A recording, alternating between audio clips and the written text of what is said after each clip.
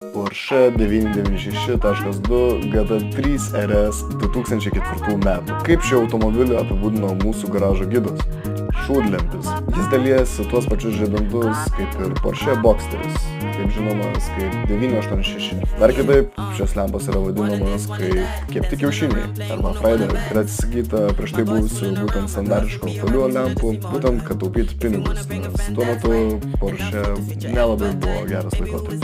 Taip pat nemažai dalių automobilį yra skolinta iš Audi, kaip įvairūs mygtukai, pasukimai, netgi veidrodžiai šoniniai ir klimato kontrolė yra skolinti iš Audi.